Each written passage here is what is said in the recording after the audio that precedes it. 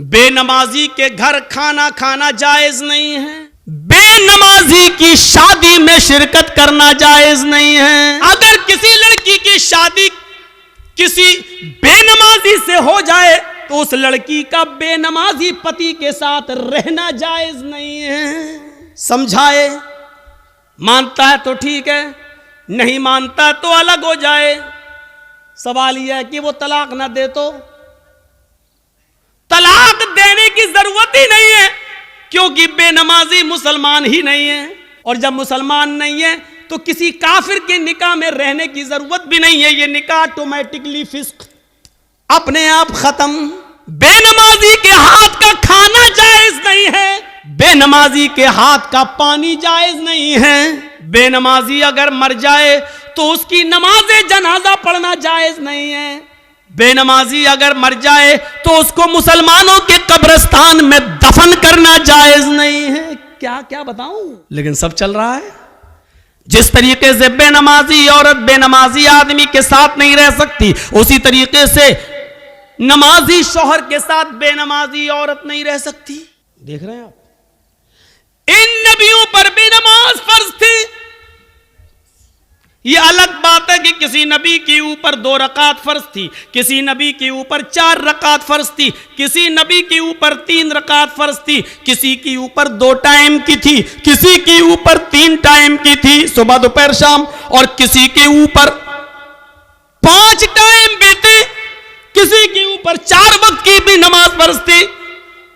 लेकिन अल्लाह के नबी जनाब मोहम्मद रसूलुल्लाह सल्लल्लाहु अलैहि वसल्लम जब नबी बनाकर भेजे गए तो आपने ये नमाज 5 वक्त की फर्ज की, क्योंकि अल्लाह ताला ने 50 से 5 वक्त की कर दी। और जब 5 वक्त की फर्ज कर दी गई तो नमाज का उसूल ये बनाया कि फजर में 2 रकात रख दी, जोहर में 4 रकात रख दी, असर में 4 रकात रख दी, मगरिब में 3 रख दी और इशा में 4 रख दी। क्योंकि किसी नबी के ऊपर 2 थी, किसी के ऊपर 3 थी और किसी के ऊपर 4 थी।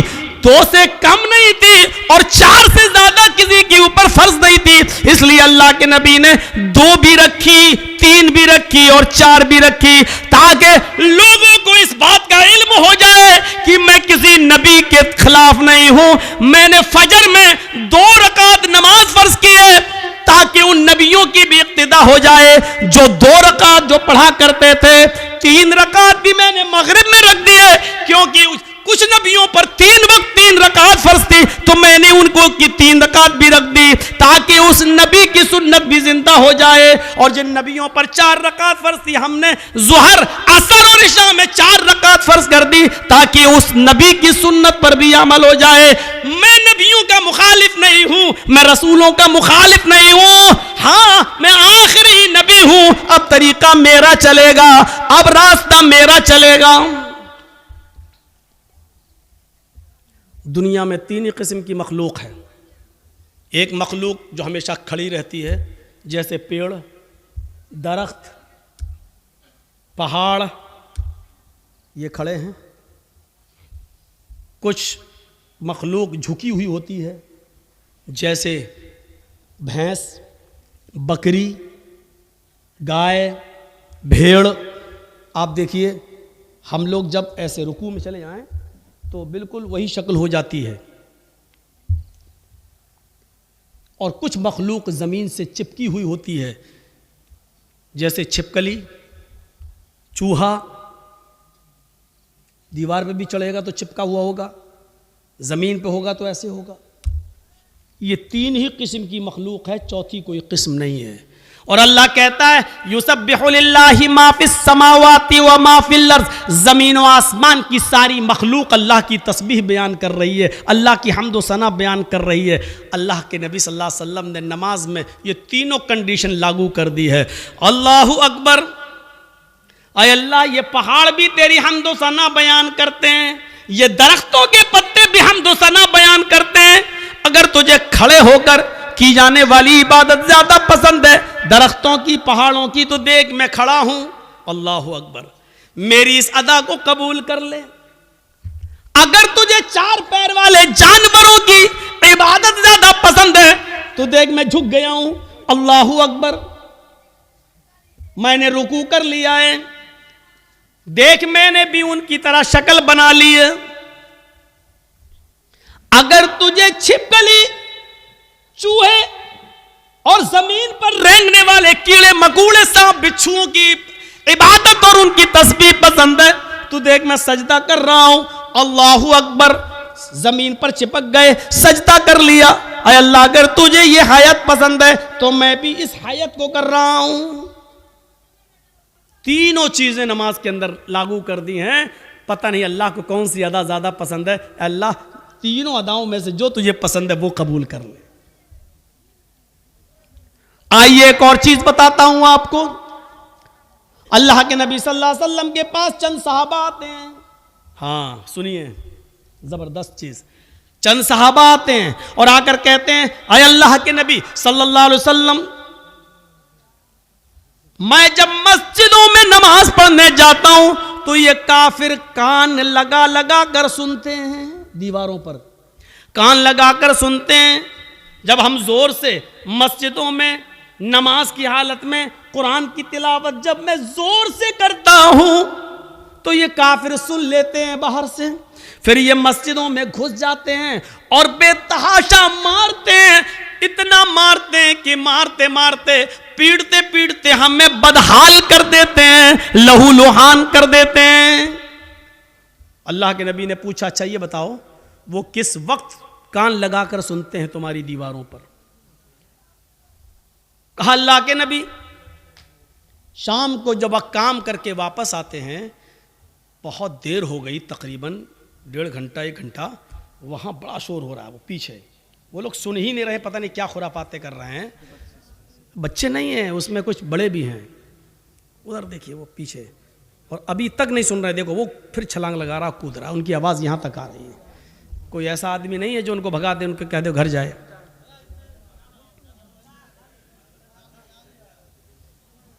इतने शैतान बच्चे, इनके माँ बाप से पूछो, हमें हमारा दिल कहता है ये रात में पैदा हुए होंगे।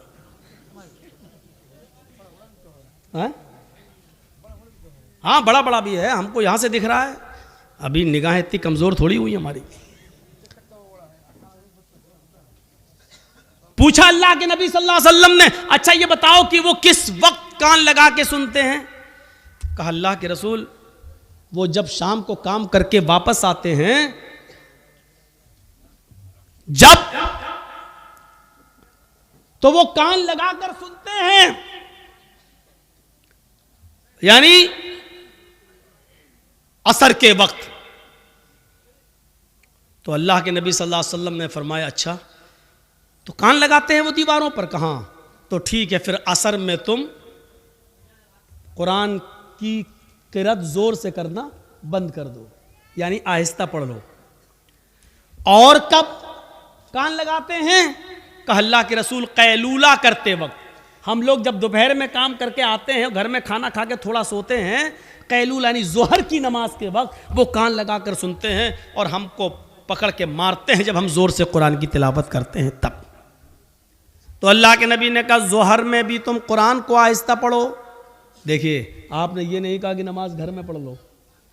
मकामी आदमी हो, जो कहीं का रहने वाला हो, आप अपने गांव के रहने वाले हैं, तो आप अपने घर पे नमाज नहीं पढ़ेंगे।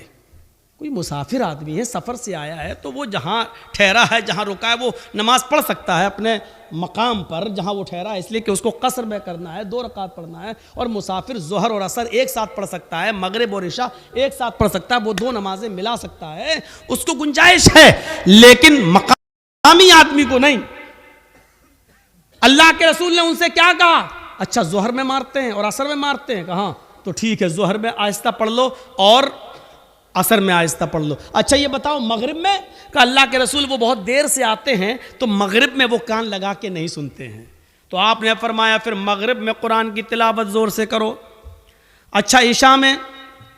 हाँ अल्लाह के नबी जब वो घर कारोबार करके खेती बाड़ी करके वापस आते हैं तो इशा में भी कान लगा के सुनते हैं।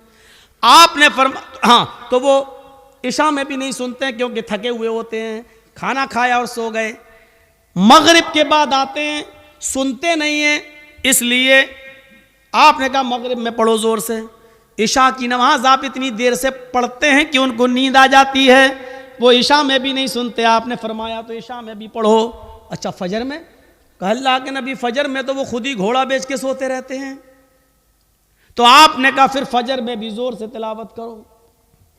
पहले ये पांचों वक्त जोर से तिलावत होती थी, पांचों नमाजों में जोर से पढ़ा जाता था अल्हम्दुलिल्लाह रब्बिल आलमीन। जब सहाबा ने शिकायत की कि अल्लाह के रसूल ये हमें मारते हैं, कानों में दीवारों पे कान लगाते हैं, सुन लेते पढ़ रहे हैं तो मारते हैं, पीटते हैं, इतना मारते हैं कि लहू लुहान हो जाते हैं। तो आपने कहा कब मारते हैं? कहा जोहर में। आपने कहा जोहर में आहिस्ता पढ़ो। कब मारते हैं? कहा असर में। असर में भी आहिस्ता पढ़ो। मगरिब में? कहा नहीं जोर से पढ़ो। इशा में सो जाते हैं वो, जोर से पढ़ो। फजर में नहीं उठते हैं वो, जोर से पढ़ो। मेरे भाइयों ये सिलसिला चलता रहा, बहुत दिनों तक ये सिलसिला चलता रहा, और इतने दिनों तक ये सिलसिला चला कि मक्का फतह हो गया।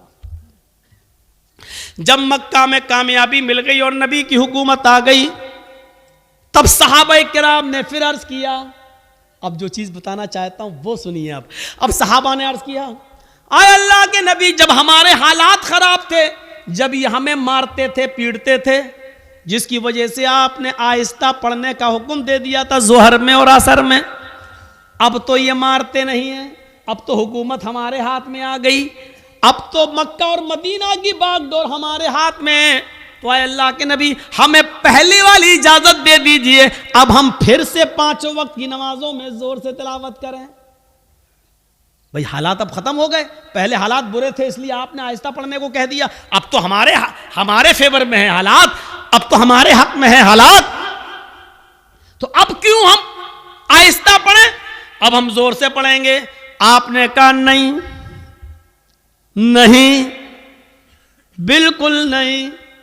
सहाबा ने कहा अल्लाह के रसूल क्या ये वजह नहीं थी कि ये लोग हमें मारते थे इसलिए आपने आहिस्ता पढ़ने के लिए कह दिया था? आपने कहा वजह यही थी।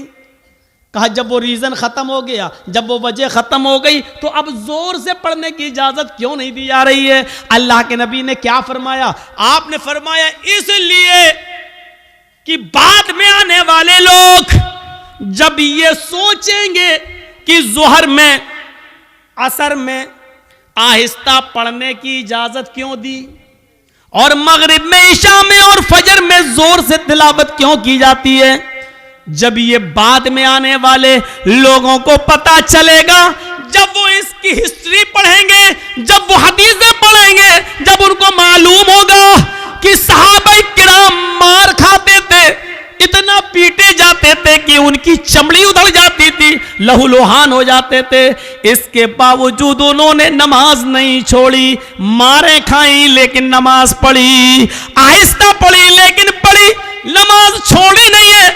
जब उनको इस बात का इल्म होगा तब उनको पता चलेगा कि साहबा किराम ने बड़ी से बड़ी मुसीबतें झेली हैं लेकिन नमाज नहीं छोड़ी है, नमाज तर्क नहीं की है, तो फिर वो भी नमाजी बन जाएंगे, वो भी नमाज के पाबंद हो जाएंगे। अब आपको अंदाजा है मेरे भाइयों, साहबा किराम मारे खाते थे, इतना पीटते थे कि उनकी चमड़ी उधड़ जाती थी, जिस्म से खून बहता था, लेकिन इसके बावजूद नमाज पढ़ रहे हैं। अल्लाह के रसूल ने कहा जोर से मत पढ़ो, आहिस्ता पढ़ो, लेकिन पढ़ो। नमाज ऐसी कंडीशन में भी माफ नहीं।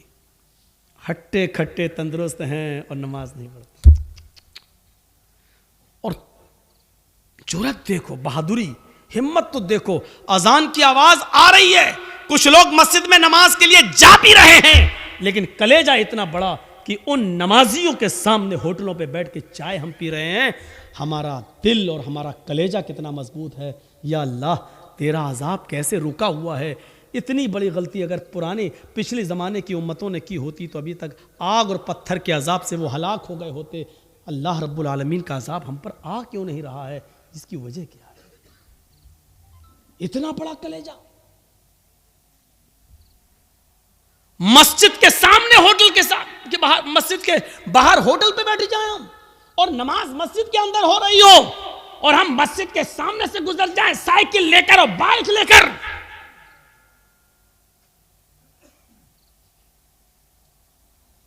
यह मस्जिद दिन भर में 5 मरतबा बद्दुआ देती है, इलाहुल आलमीन इन लोगों ने मुझे बनाया तो बड़ी शान से है, जलसे करा करा के, चंदे कर कर गए, सीमेंट ले ले के, बोरियां ले लेकर ईंटें ले लेकर हमें बनाया तो बहुत अच्छा है, खूबसूरत बना लिया, मीनारा भी बना दिया, बड़ी आलीशान बना दिया, लेकिन इलाहुल आलमीन इन्होंने मुझे वीरान कर दिया। बनाने के बाद मुझे आबाद नहीं किया। आय अल्लाह, इन्होंने मेरा पेट नहीं भरा। अल्लाह, इन्होंने मुझे बनाने के बाद मेरे पास नहीं आए, मेरी गोद में नहीं आए। आय अल्लाह, जिस तरीके से इन्होंने मुझे बनाने के बाद वीरान कर दिया, आय अल्लाह तू इनकी जिंदगियों में वीरानी पैदा कर दे। अल्लाह, जिस तरह इन्होंने मुझे बर्बाद किया तू इनको बर्बाद कर दे। अल्लाह, जिस तरीके से इन्होंने हमें बना सवा कर दुरुस्त करने के बाद हमें भुला दिया है, आय अल्लाह तू इनको भुला दे। मेरे भाइयों, ये मस्जिदों की कहीं बद्दुआओं का नतीजा तो नहीं जो हमारे हालात ही है, जो हमारे हालात ही है। पहले जमाने में जब जंगें होती थी, नमाज का वक्त हो जाया करता था, बादशाह नमाज की हालत में, बादशाह जंग की हालत में नमाज के लिए खड़ा हो जाता था। दूसरा बादशाह ये समझता था कि ये क्या हो रहा है, बताया ये नमाज पढ़ रहे हैं, अल्लाह को याद कर रहे हैं, अल्लाह से दुआ कर रहे हैं। वो बादशाह अपनी फौज लेकर भाग जाता था, ये कहते हुए कि जो कौम तीरों और तलवारों कि सायों में भी अपने रब को न भूलती हो तो उसका रब उसे कैसे भूल जाएगा। जो कौम तलवारों के सायों में पली हुई हो, तीरों तलवारों के सायों में जो नमाज अदा कर रही हो, ऐसी पोजीशन में भी वो अपने रब को भूल नहीं रही हो, अपने रब की इबादत कर रही हो, फिर उसका रब हमारे साथ क्या करेगा अगर हमने इनको इस पोजीशन में मारा। वो अपनी फौज, अपने हथियार, अपने घोड़े, अपना सारा हथियार वहीं पर डालकर भाग जाया करते थे, ये कहते हुए कि आय अल्लाह वालों, हम तुम्हारा मुकाबला नहीं कर सकते, आय अल्लाह वालों, हम तुम्हारा मुकाबला नहीं कर सकते। मेरे भाइयों, कल तक हमारे ये हालात थे, आज हमारे हालात ये, हमारी मस्जिदों में नमाज हो रही है लेकिन काफिरों की बारात बजती हुई जाती है, उनके बैंड बजते हुए जाते हैं, उनके गाने बजते हुए जाते हैं, लेकिन हमारी अजान की आवाज या नमाज की क़िरात भी हो रही हो तो उनको कोई फर्क नहीं पड़ता। क्योंकि जब अजान और नमाज के वक्त हमने अपनी टीवियों को बंद नहीं किया है, जब हमने अपने घरों में टीवियां चलाना शुरू कर दी तो फिर काफिरों के दिलों से भी हमारा रोबो दबदबा निकल गया, काफिरों के दिलों से भी हमारा रोबो दबदबा खत्म हो गया। क्यों होगा? हमने काफिरों के दिलों में अपनी इज्जत बनाई कहां है?